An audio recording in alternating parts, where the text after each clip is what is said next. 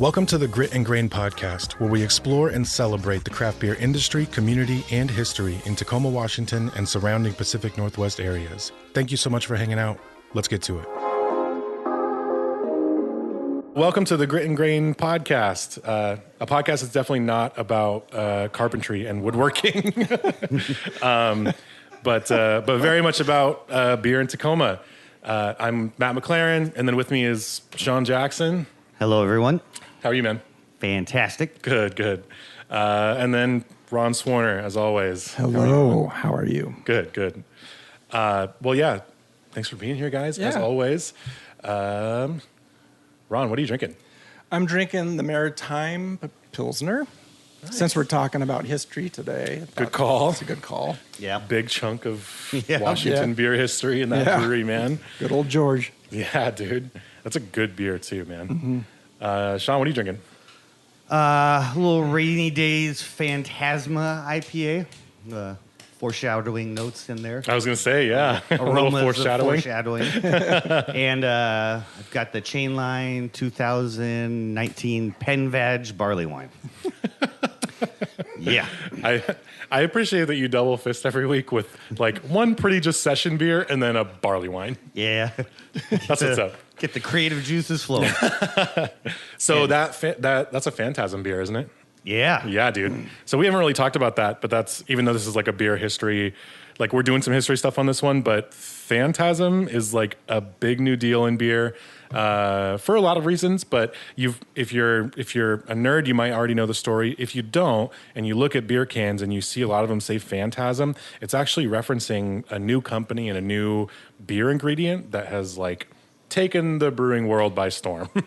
But it's actually a really cool thing, and they basically use leftover Sauvignon Blanc grape like skins. They dry them out and then they powderize them, and you can add them to beer, and there's flavor compounds in them that impart tons of extra flavor in beer, particularly things like grapefruit flesh, like super juicy grapefruit, and it's like almost every beer has this like crazy juicy punch. There's we haven't had a lot of them come through, and I feel like it's one of those learning curve things too. That's probably true. Doesn't seem to play well with all hops. Yeah. So it's kind of fun watching all the kids out there Figuring creating stuff beer. out. Yeah.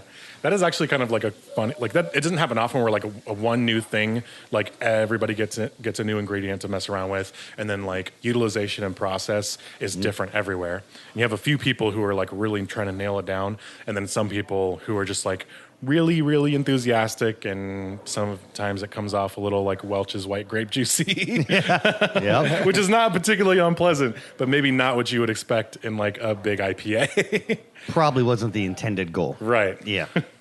That's cool. For anybody who doesn't know, that stuff is actually tough to get too. They, for a long time, they've been handpicking breweries who could actually buy it, just because it's such a limited resource.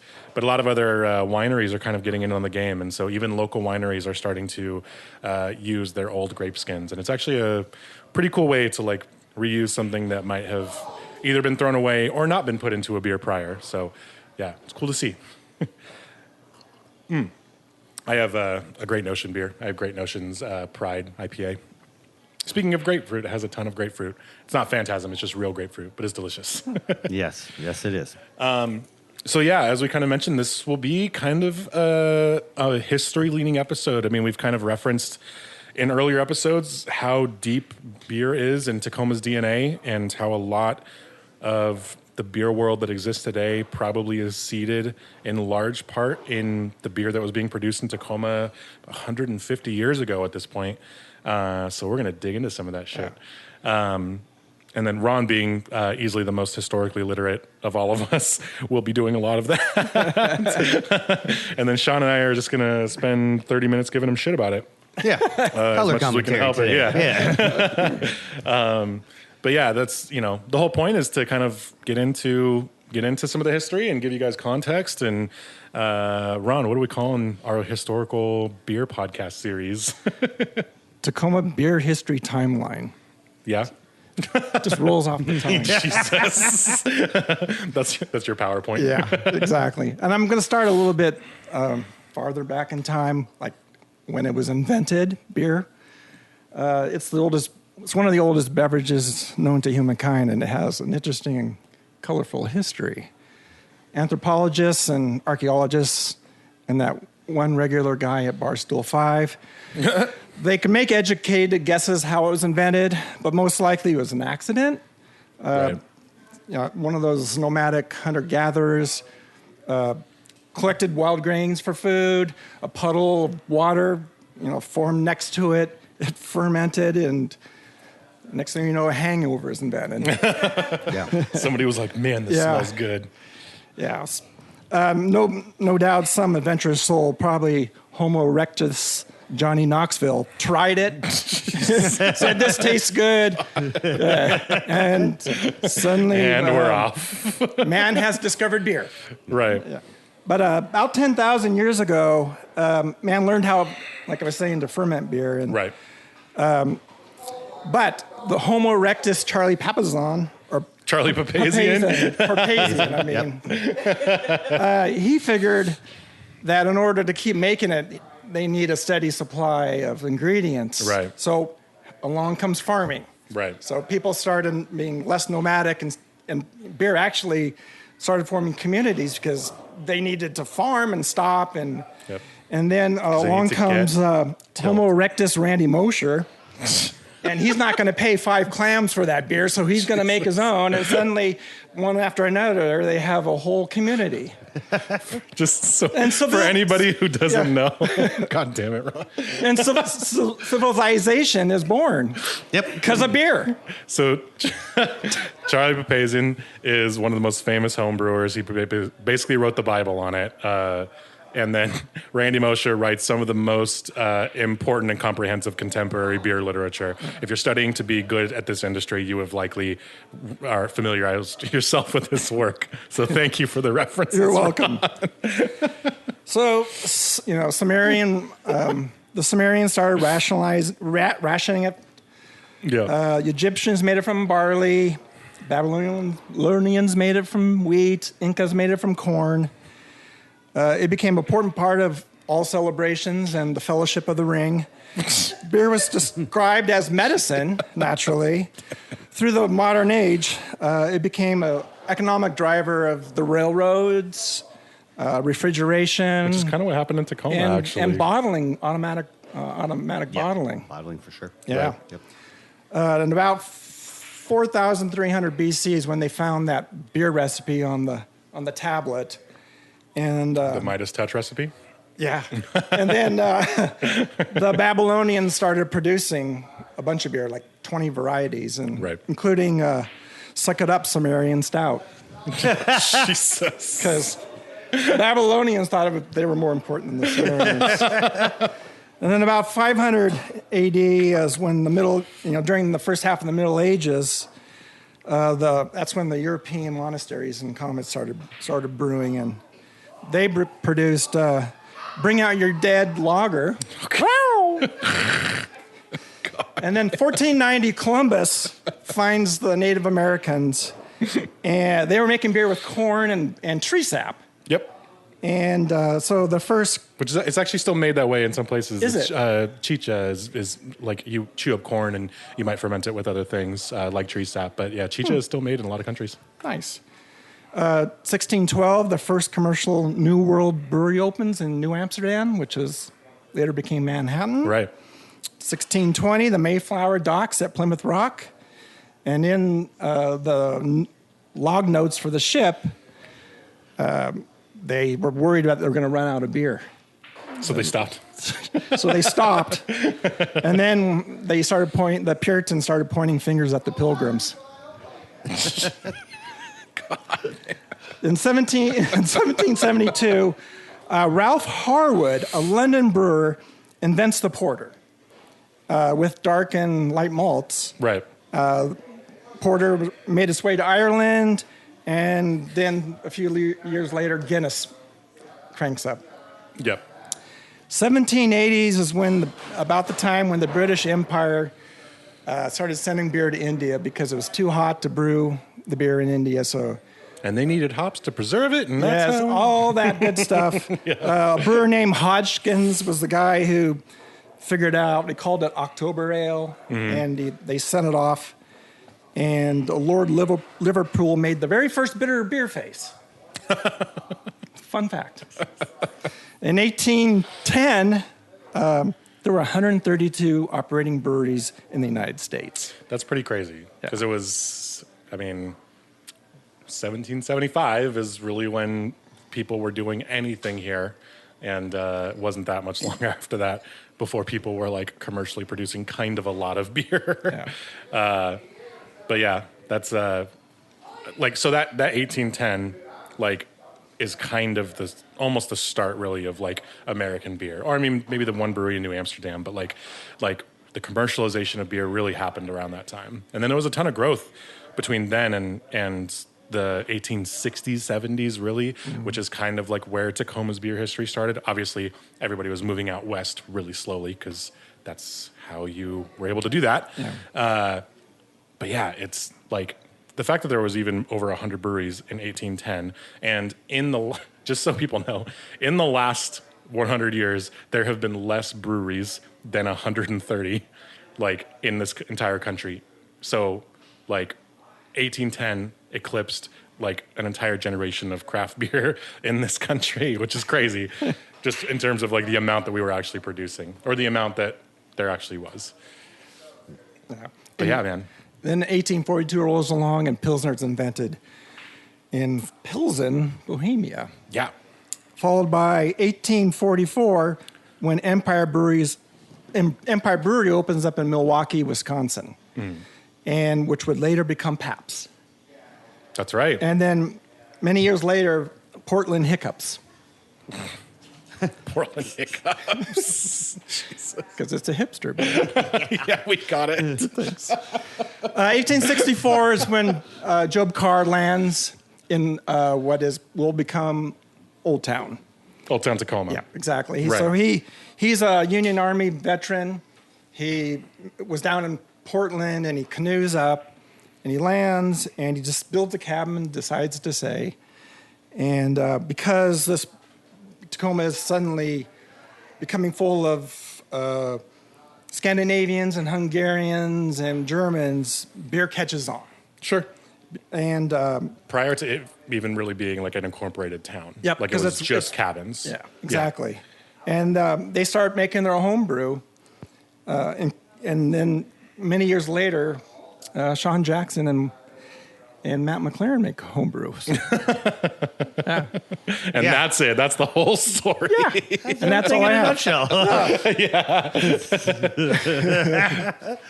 So yeah, everything up until then, I mean, yeah, like obviously that's a quick timeline of beer history, but if you guys want to dig into that, like beer does really have a super interesting history and is probably responsible for a lot more historical world events than you might realize. In fact, we were just talking about that short kind of documentary, like How Beer Saved the World, and there must be 20 examples of just like the log notes on the Mayflower saying, "Hey, we're almost out of beer. We should probably stop here." And then America was founded.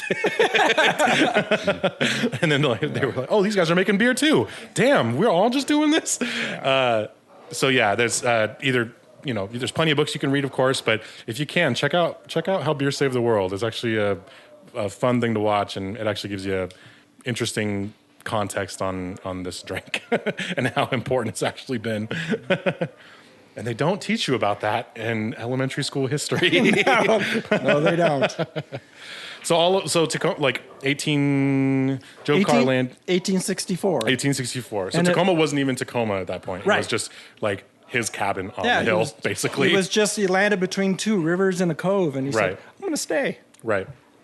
And then a year later is when Ezra Meeker planted hops in Puyallup. It wasn't Yakima, it was Puyallup. That's right, which is a huge deal actually, and I think a lot of people, maybe in the industry, might know that Puyallup was really it, but like Puyallup was it. Like all the hops were in Puyallup, and it was really why Tacoma exploded after this.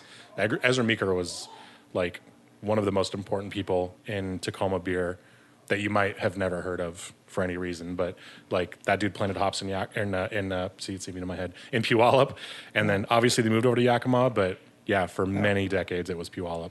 And Meeker Days was born. And Meeker Days was born, that's right. But, I mean, And that is where that comes from.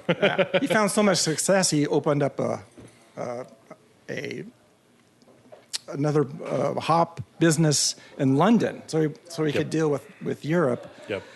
And he was known as, he even was supplying hops to Henry Weinhard down in Portland. He was known as the Hop King. But it was 2-3 years later when Charles Carpenter planted the first hops in Yakima. Right. And because of the sunshine, 200 days a year, and the soil was super fertile, that it just exploded. Yep. Yeah, the climate over in Yakima.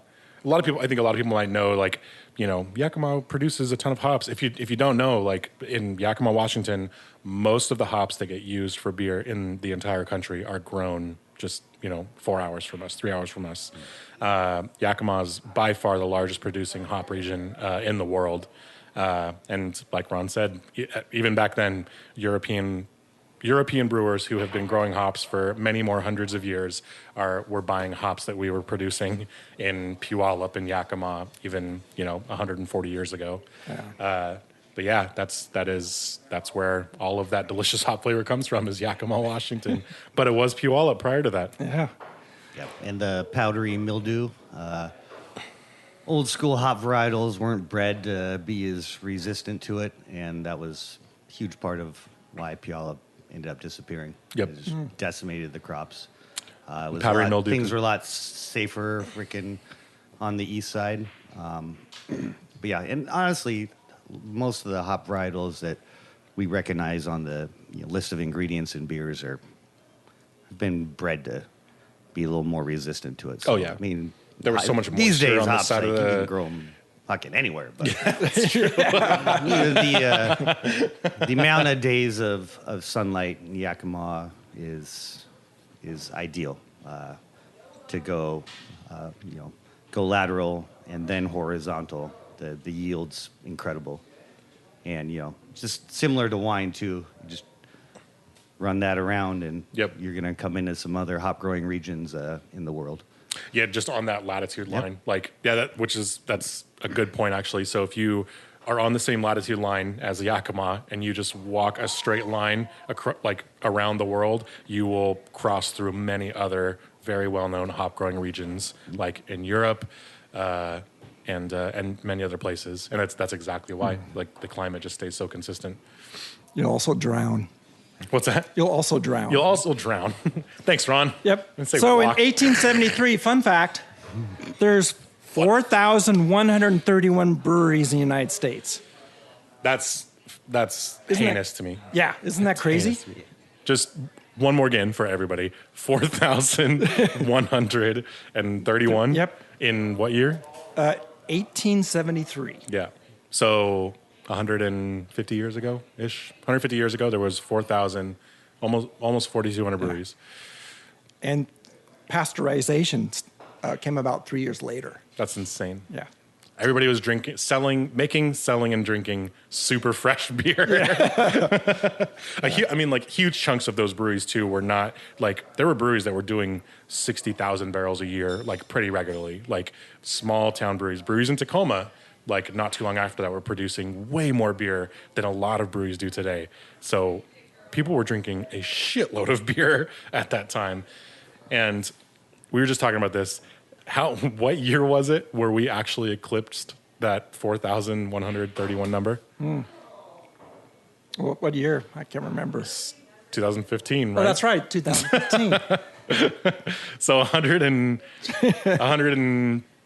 20, 30, 40 years later, 140 years later, we finally got back to the point where we were at in 1873. And then since then, it has almost tripled. I think Shane mentioned it on our last one, but there are something like 12,000 active licenses. So just from 2015, so in 7 years, that number's almost tripled.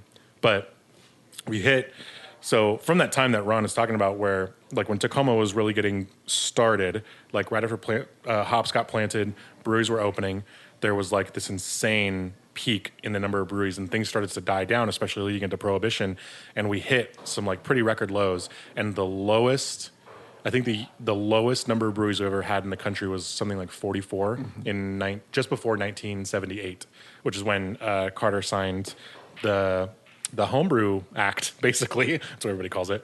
But Carter legalized homebrewing for people, and that's like in 1978. So less than 50 years ago, there was 44 breweries in this country, and there are almost 12,000 now, or a little over 12,000 now. Wow. So less than half of a century that we've seen this insane development. That's crazy. Just to give people like general timeline for like the beer history, because there was like beer stuff happening in different pockets all over. Obviously, it took people an extra 100 years to travel west and actually get to Tacoma. But there was certainly beer stuff happening on the East Coast and different parts of the country. The West Coast changed a lot about how beer was produced and about how hops were grown for sure. But yeah, that was like the general timeline was 4,000 down to 40 in about 100 years. And then in less than 50 years, back up to 4,000. And then 7 years after that, 12,000. Yeah. Which is where we are today. And it's still like, obviously a lot of things that came into play, but finding your good water source. Like there was a lot of breweries, but That was a huge it's deal. different than today, whereas Yeah. like you had, I mean, there's great beer in Iowa. There's great beer everywhere. You just got to work a little bit harder to find it. Right. Back then, you really had to you needed a good water source, and Tacoma had that early. Tacoma had a great water early. source. Yep. That was a and that's huge deal. a lot of the Pennsylvania area, Yep. obviously Milwaukee. Yeah. Their water didn't suck. I know. Speaking of Milwaukee. Speaking of, Yeah, I'm getting there. Yeah, go ahead. So 1883 is the first Tacoma brewery. So the Andrew Hemrich and his partner John Coop established the Bayview Brewery. I'm sorry, this is Seattle. Yeah, Damn it, Ron. yeah. So it becomes Rainier Brewery. You're paying so for your own beer Bayview tonight. Brewery in 1883, which eventually becomes the Rainier Brewery. It's on Beacon Hill, and that's when the Duwamish actually was lapping up against Beacon Hill. It's crazy Oh, how really? that has recessed. I didn't know that. Yeah, Actually, yeah, shit. I Yeah. had no idea. And the same year is when the Donahue Brewery opened up at East 26 and J Street, close to the Tacoma Dome. Oh, yeah. I don't know who the owners were, but and it was right around the time when the bicycles were coming about, the giant big wheels. So I was Yeah, thinking, yeah. You know that. and- penny farthings. yeah, exactly. And so it must have been because this was close to the Tacoma Dome, the first Monster Jam. Jesus. I got to ride a penny farthing. Did you? I was It's not fucking prepared for awesome. this shit, dude. It's a fun ride. The dismount is terrifying. I mean, I guess fortunately, as I've had all the children I'm gonna have, so let's just go for it. But yeah, You just slide down I was backwards. a young 20-year-old looking to have a family. I don't know if the penny farthing would have been the right choice for a ride. That's honestly, that's a really good visualization of like that point in history was that bicycle was coming around at that time. Yeah. So when Tacoma was popping up. Yeah, it was very few of them, too. So in 1884, on January 7th, Old Town Tacoma and New Tacoma, which is basically downtown, Right. they merged to become Tacoma. And that same year, Diedrich Stegman opened up the Diedrich Stedman Brewery at 23rd and Jefferson. Which is, like, you guys might know that as like Tacoma's historical brewing district. This is that. This Yeah. is what people are talking about. Like when we say brewery district, obviously there's many wonderful breweries there now, but like brewery district refers to 140 years ago. Like that's where breweries were opening. Yep, right. The district is formed. Yep, with that was it. one. And then 4 years later, Stegman and Henry Lestoff rename the Diedrich Stegman Brewery, because it's not quite catchy, Yeah. to the United States Brewing and Ice Company. Way catchier. Yep. And then in 1899, Anton Huth, right? Huth, I think. And William Burgess buy the Donahue Brewery from, I don't know who the owners were. Right. And then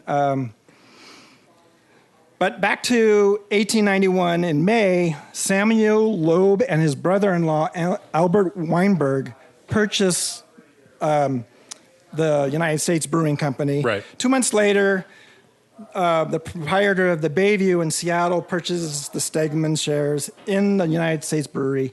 It's remodeled and renamed the Milwaukee Brewery. Yep. Which I had confused initially with Milwaukee's Best. Yeah. It's Well, not Milwaukee's Best. Yeah.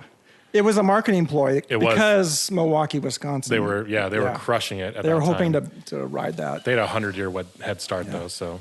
They had a boiler and an Those guys engine can with suck a butt. about 50 horsepower each. They had ice making capacity to 50 tons a day. Which was a big deal at that time, too. The brew kettle is about a 50 barrel, and they were brewing twice a day. And they were hauling everything with 15 horses that were on the street at all times waiting, with the hops coming from Puyallup, and a Bavarian brewer named Caspar Hoffmeyer was running the brew house. So, okay, just so people can get the visualization, there's a carriage with a bunch of kegs in it, a bunch of beer in it, and then 15 horses drawing that carriage, and it is always in the middle of the street at all times. If you've ever been stuck behind a beer delivery truck today, shut up, because it could be worse. That's it. Also, Maddie, you should procreate again, and you should name your child Casper. I feel like that one needs a comeback. Telling me. Please don't tell me to procreate. I'm done, man. I'm out. I don't know. Like it's kind of all left. You're only rests halfway on you, through your everybody. barley wine.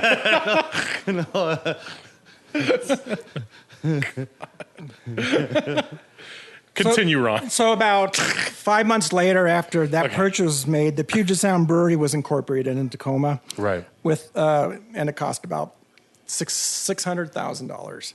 Which is a heinous amount of money at that time. Just so everybody knows, like around this time, again, like we kind of mentioned it before, like Tacoma was a brewery town before it was really even a railroad town. The wealthiest people in this town brewed beer. That's like what it was. It's a shame it's not still that way. Yeah. But at that time, that was like, that's why he's kind of talking about people buying and rebuying and ownership changes, all these breweries. It was the wealthiest dudes in this area were brewers and were owning breweries. That was the hot ticket. Yeah. That Anton Huth, he was part of that organization, the Puget Sound Brewing Company. And it was a 4-story building with 2 coreless engines. One was a 90 horsepower, one was a 60. And it was at South 25th and C Street. C and Jefferson. Right around in that area. Again, brewery district. Yeah. And then they had a the boiler heated by steam, 4,300 gallons, and they produced 260 barrels of beer per day. Which is a lot. Yeah. That's like a lot now, kind of. That was certainly a lot. What seems like a lot at that time. I know we're going to take a quick break, actually, but we're going to get back to it. But that was the largest brewery in the state, and it was the largest employer in Tacoma. Oh, dang. Yeah. I did not actually know that. Yeah. That's a lot of beer. Yeah. Yeah, well, we're going to... I can, just real quick, too. Yeah. I'd love to know at some point, like, you know, when a brewery these days employs a lot of people based on all the technological advances, I mean, back when the cooperage, and I wonder how many people that was. Yeah. I know. That's actually good. I know. We're exploring, like Ron knows, again, Ron is the most historically literate of all of us here, but we're all kind of exploring this together, and those are questions that we can probably find some answers to. Like 40 people in your brewery team is a lot. That is a lot. That's a lot of people to employ. I wonder how that size would translate to. If you know, please email us at cheers@gritandgrainpodcast.com. Yeah. We'll be back in just a minute. And we're back. Thanks as always for hanging out. And as we say, if you have not yet, please do check out Channel 253. They're wonderful supporters of ours. Doug, our wonderful producer, is from Channel 253. And if you're looking to stay connected to this community, their network of podcasts is really the easiest and a most effective way to do it. Channel 253/memberships. It's a great way to stay connected to Tacoma. Yeah. So when we took a break, where were we? 1893. That's exactly what I wanted. The Bayview Brewery joined with the breweries of Albert Braun and Klaus Sweeney. Something. Just so everybody knows. To form. We've talked about Ron, and if you don't know, he is the proprietor of Peaks and Pints. And when you're in this industry, a lot of times you are subject to unexpected industry work. And Ron just told us that right before he got here, he had a surprise wine tasting. 10 Italian Chiantis. Which sounds lovely. Then I ran home and took a shower. A cold one? Yes. And also, we were like, hey, Ron, you know more about history than all of us. You should, be the lead on this because you definitely can help us contextualize all of this. And he walked in here with a 10-page essay on Tacoma's beer history. Yeah. So you're an overachiever all around. Well, I don't know. Yeah, 8 Italian Chiantis would have been sufficient.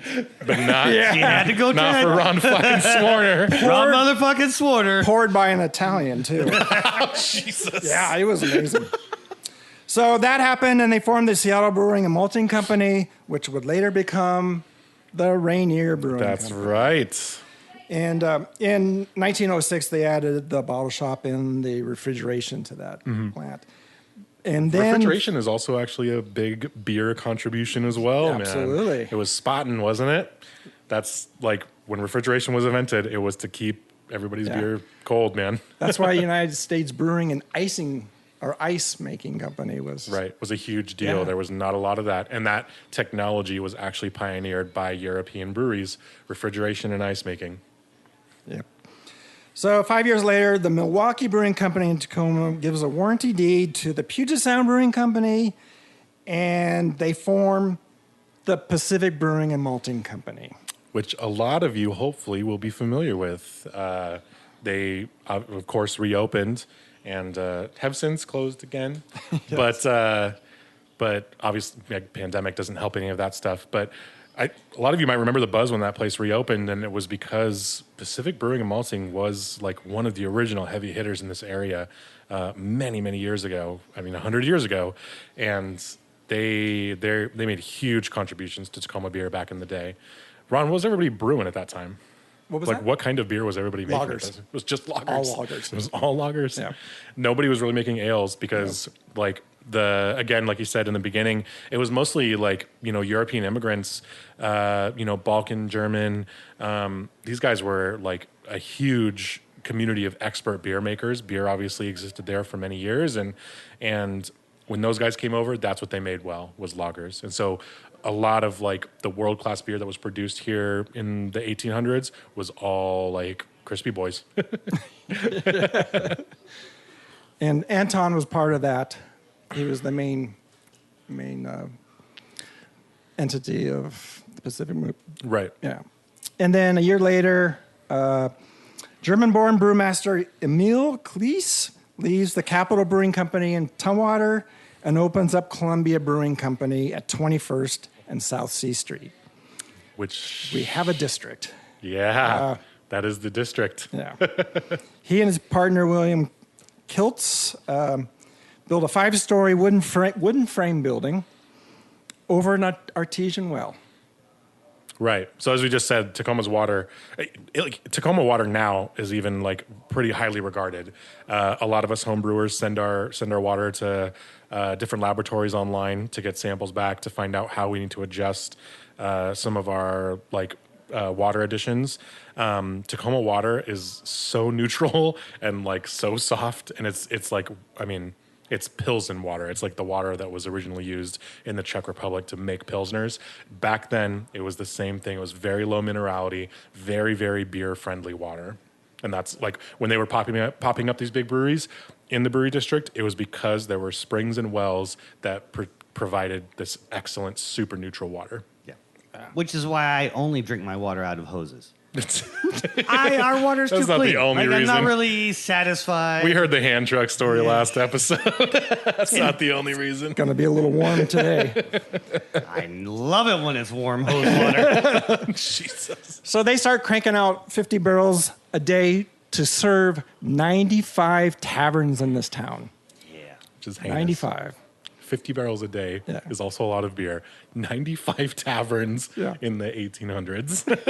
1901. It was 1901. Okay, Yeah. yeah. So we had our priorities straight. Pacific Brewing and Malting becomes part of that. They invest in it. And they brew Columbia, Golden Drop, and Old Pilsner, are the beer names. In 1903, after operating it for 4 years, Huth and Burgess closed the Donahue Brewery by the Tacoma Dome. And then 2 years later, Pacific Brewing completes a $500,000 expansion. They established the Tacoma Bottling Company. And by June, they have completed construction on the bottle works and the stables. And in addition, they open up bottle works in Sacramento and LA. And their two main brands are Pacific and Tacoma. Yep. Pacific beer and Tacoma beer. That was for people. That was actually a huge thing back then. The West Coast was, in large part, connected, especially at that time, major like industrial cities were all connected, and it was usually through expansion of individual breweries. There were breweries that stretched from Tacoma, obviously farther north in Washington, and then the same owners might be running things down in California as well. Again, these were like pretty wealthy guys. They were like the oil tycoons back then, and all of them were very good brewers, but they were also good businessmen. And the West Coast was connected quite a bit through transit and production of beer. And that Tacoma beer was an export to California. Right. Pacific was the one they drank here. Right. In 1909, Pacific is one of the largest brewing companies in the Northwest, second only to the Seattle Malting up north. And they bottle in the Tacoma plant, and they ship casks to the casks to a new bottling company, and they start in San Francisco. So now they have 3 down there in California. In 1912, Columbia Brewery brews Alt Heidelberg. Yes. Yeah. Yeah. And we'll get back to that later. I was going to say, yeah, plenty more there. 1916, here comes the sadness. Washington State prohibition of the manufacture and sale of liquor begins January 1st, 1916, 4 years before the 18th Amendment to the United States Constitution. Washington's always been pretty progressive. Hey! Yeah. It banned the sale and transportation, import, and exporting of all intoxicating liquors in the United States, and all brewing companies in Seattle switched to soft drinks and near beer. Right. The Columbia Brewery continues to operate as the Columbia Bottling Company, and they produce Golden Foam, a non-alcoholic beer. That was a big one, especially leading to Prohibition. So like we talked about, just 40 years prior to that, 30 years prior to that, there was, in the 4000s, there were tons of breweries in the country.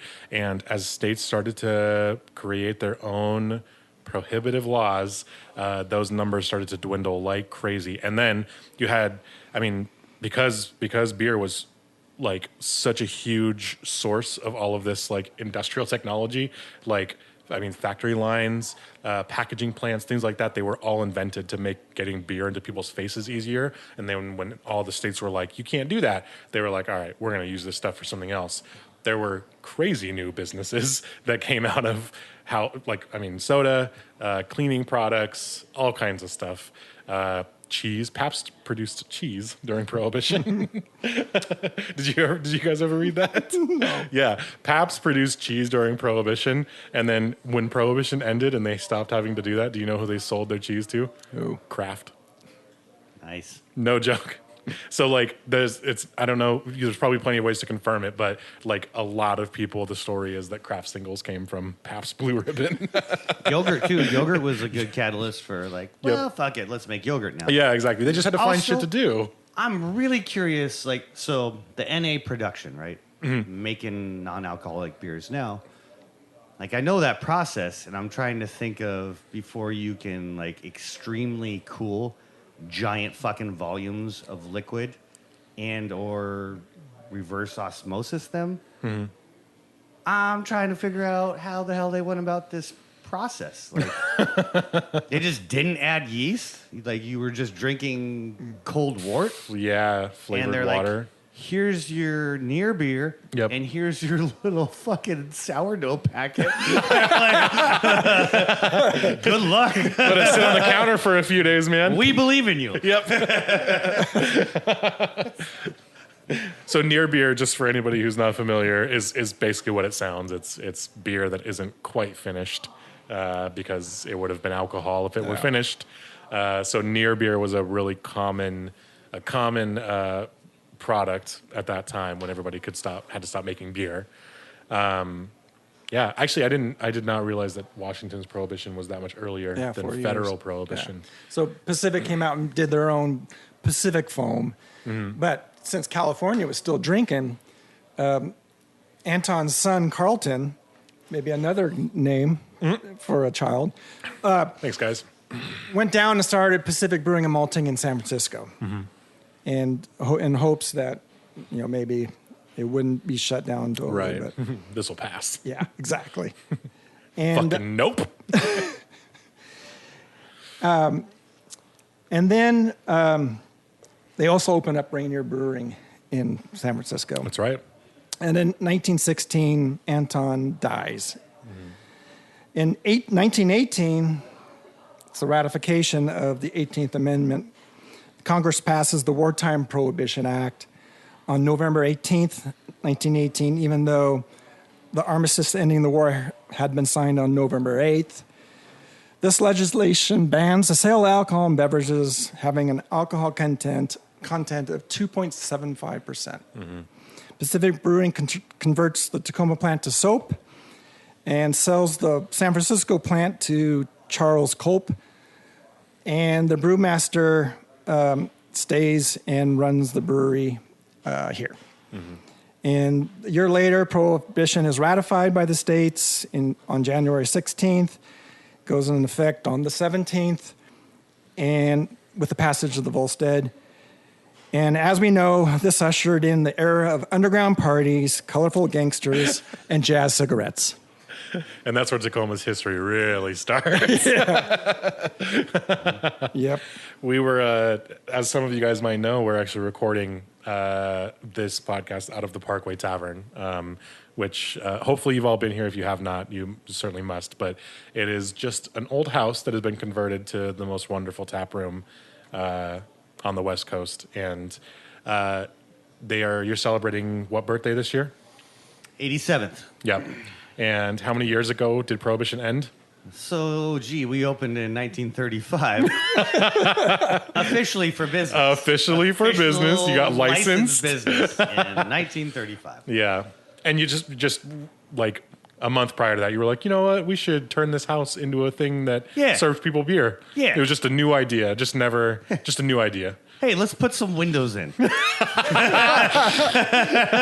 Like, wouldn't it be great if people could see in? So, Yeah, most assuredly. as you can imagine, Tacoma, especially being such a huge port town, especially being such a town, like a huge beer town prior to that, there was some shit that went down in this town during the time of Prohibition. And a lot of there's plenty of myths and legends about all of that stuff, of course, but certainly Parkway is a huge chunk of that. There's certainly no way that this wonderful building was not a hub of activity during those times. So we can speculate all we want. Yeah, it's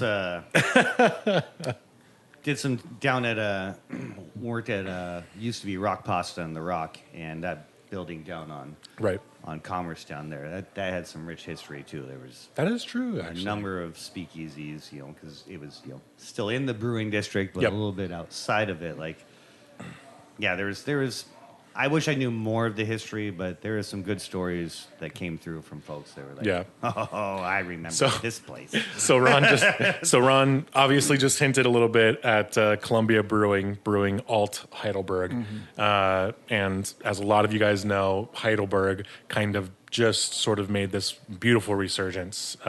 Seven Seas Brewery began producing that beer again, and we'll talk specifically about it pretty soon because there's quite a bit of Tacoma history tied into that beer in particular. But when that beer first got released, Parkway was one of the first places to get it, and I came here. It was I like knew that I wanted to come here and sit at the bar and drink a Heidelberg, and I like the joke that I made was it was like that scene in Avatar when they like went to Mother Tree and like connected their things to like the branches to like communicate with their ancestors. Drinking a Heidelberg in the Parkway Tavern was like this weirdly historically like transcendent experience. It was kind of a funny thing because there is a very good chance that 100 years ago, people were probably drinking that exact fucking beer in this exact fucking building, whether it was legal or not. And that was I don't know. It's funny to think about that kind of stuff and then sit here and do it now. But yeah, that was that was the joke. I think every Heidelberg I think I've consumed has been in this building since then. But yeah, man. When we first kind of talked about doing kind of a series on Tacoma's beer history, there's a lot to learn about it. There's kind of a lot of fragmented knowledge and stories. Ron obviously has compiled a ton of it as much as he can, but there's historians and industry folks and all kinds of people who kind of have these like random stories of this town, and one really particular one stood out. And so the joke was that we were going to call this kind of series of episodes the Skoog Files for a particular reason. What does Skoog mean, Ron? Skoog was a blind pig in this town during Prohibition. Right. And which there was a few. There were certainly a few, but this one had some legs. Yep. It still exists. It still exists in this town. Which you have all but confirmed, as far as I understand. It's confirmed. It does exist. People do have keys. I don't have permission to say where it is. Yeah. But I mean, I've never hopefully delivered a keg there, someday we can talk more about it. Yeah. Or actually drink in it. That would be kind of cool. Yeah, dude. Oh my God. Yeah. But it still exists. Right. Yeah. Which is funny. So the Skoog, you can kind of look it up. There's like random little stories online about it. People have, been searching for it in a way for a long time. And the story was that it was just a bar hidden in somebody's basement. Yeah. And, even in the Parkway, a lot of their basement space is beer storage space now.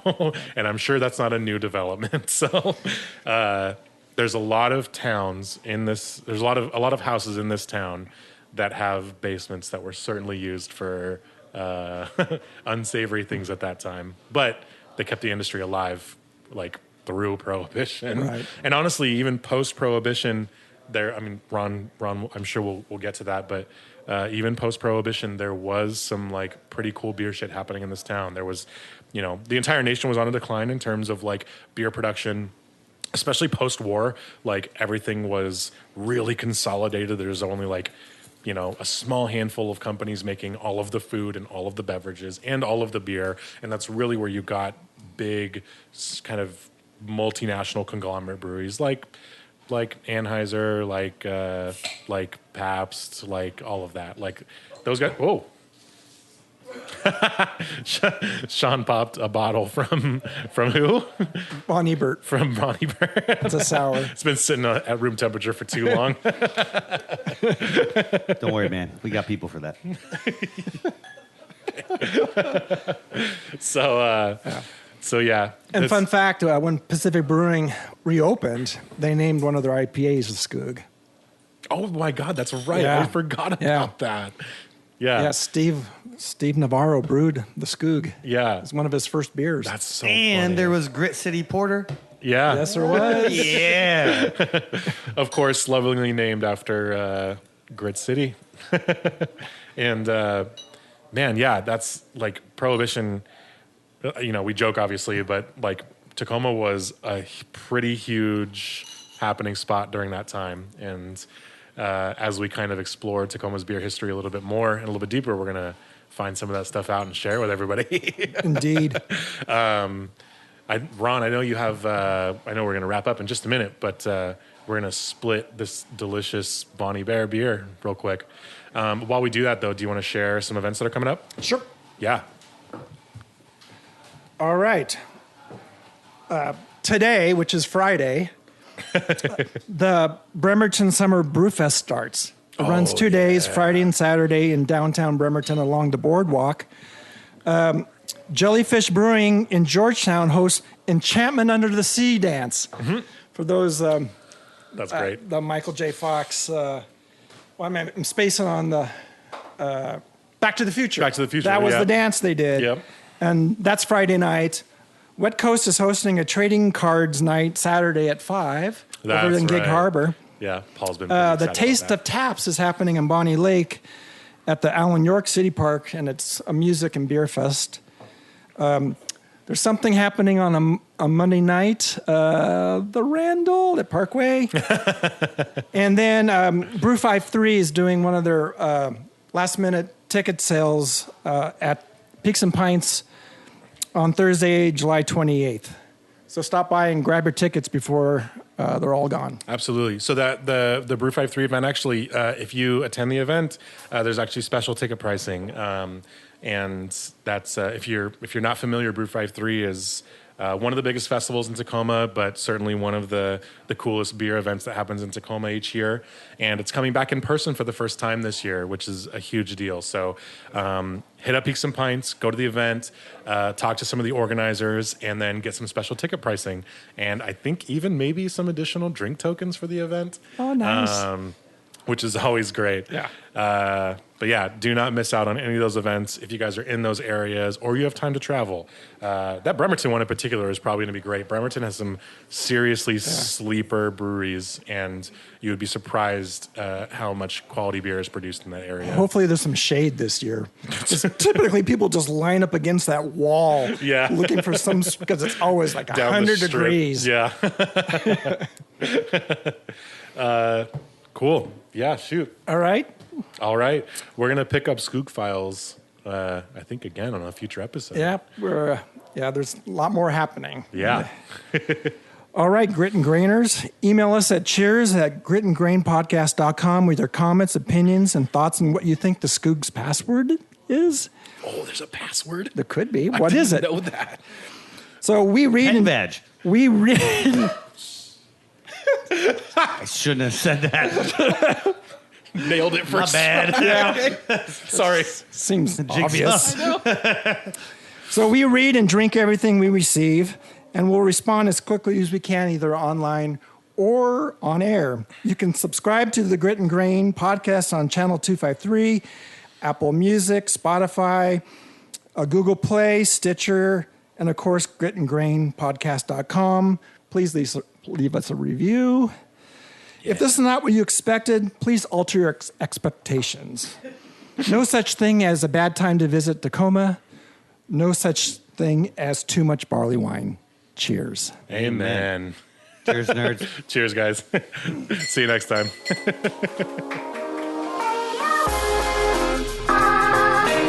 Thanks again for tuning in. Don't forget to follow us at Grit and Grain Podcast wherever you get your social media and catch new episodes every Friday. Cheers.